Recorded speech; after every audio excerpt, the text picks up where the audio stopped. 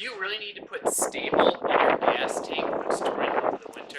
In other words, fuel stabilizer. In this video, I'm going to show you why it may or may not be right for you, why, and then another way that may actually work better for you if you don't like spending money. So, stabil or stabilizer, fuel stabilizer, is simply an additive that you pour in your gas tank when you're storing your bike for a few months or a year. And what it does is it helps prevent any water from freezing in the gas tank, and it just keeps the fuel stable over the winter.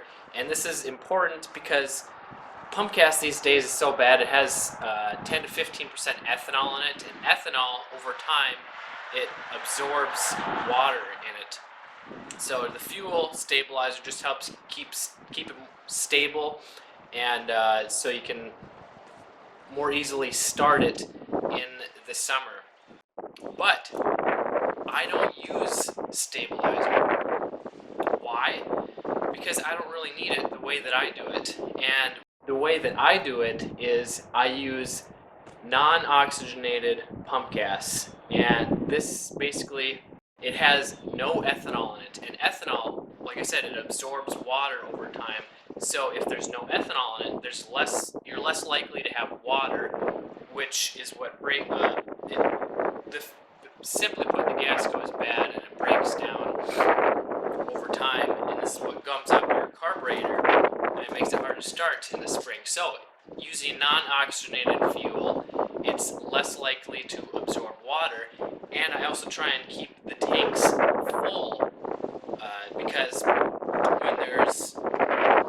when there's air in the tank, when they're not full, there's more room for water to be absorbed, because these plastic tanks, they can absorb moisture in the air. So when you fill it up full to the brim, you're less likely to absorb even more water. So just by doing those two things, I rarely ever have a problem with starting my carbureted dirt bikes in the summer. I also turn the petcock, the fuel valve, on so that the carburetor is full of that fresh gas, and the fresher gas you use, the better.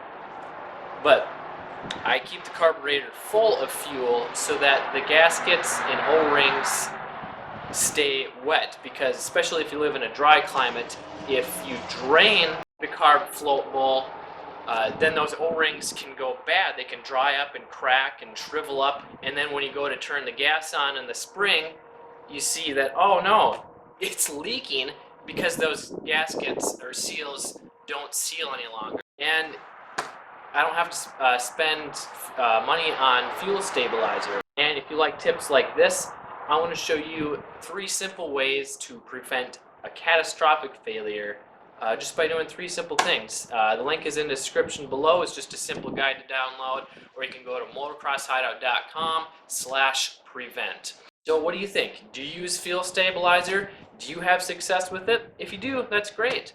I'd like to hear your response below in the comments. This is Kelly from Motocross Hideout. Learn more, ride more, so that you can stay safe, have fun.